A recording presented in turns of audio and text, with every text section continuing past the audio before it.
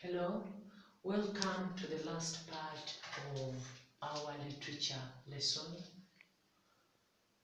and we are going to look at this question: what does the poem say about the lazy man? What is the poem telling this lazy man? It is saying, you lazy man, look here, work is part of life.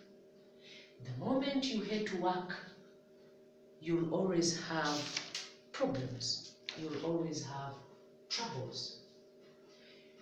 It is also telling this lazy man that yes, much as you don't like working, the people around you are generous, but you shouldn't take them for granted.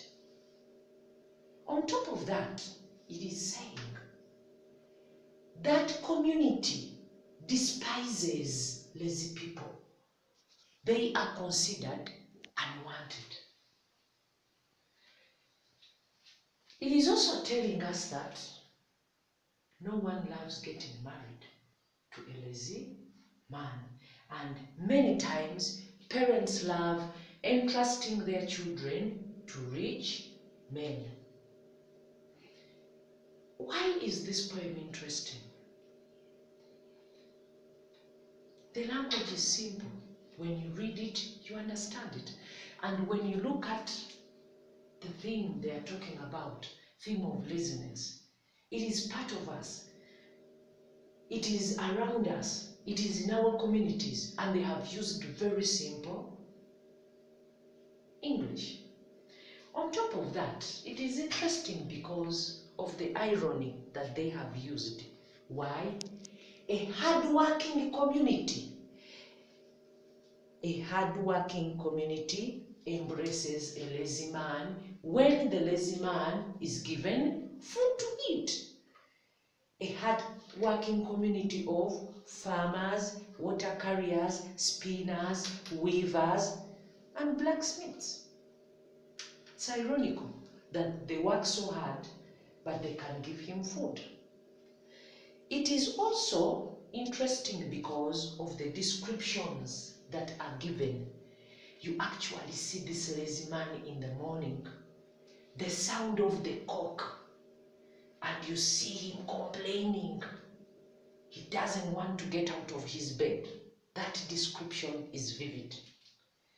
We have repetitions for emphasis.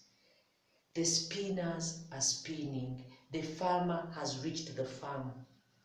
Those are repetitions. We also have alliteration. Alliteration of when the cock crows. Alliteration when the cock crows. It is also for emphasis. They are usually in our homes, when the cock crows, we believe or we get to know that it is morning.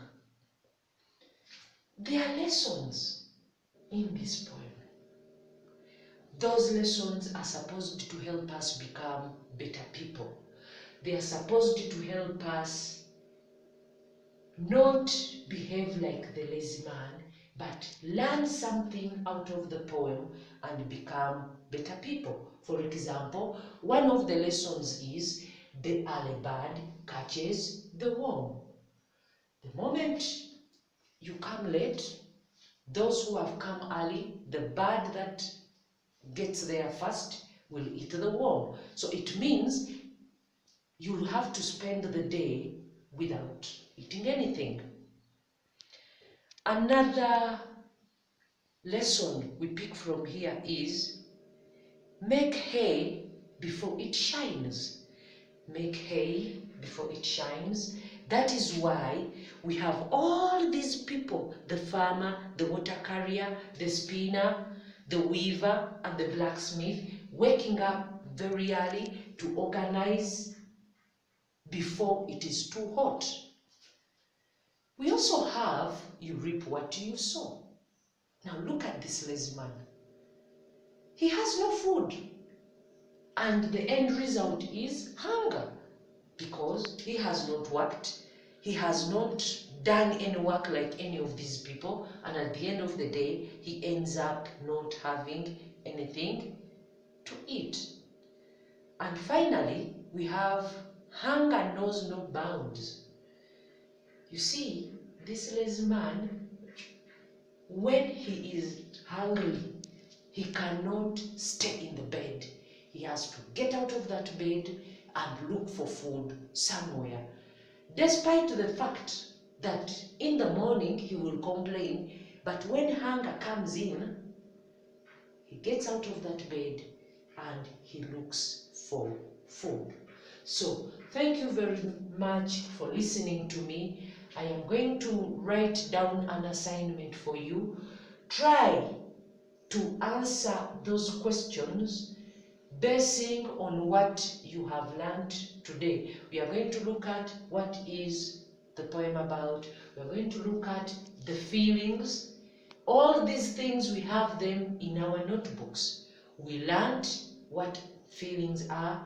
We learned something to do with poetic devices. Why it's the same as why the poem is interesting.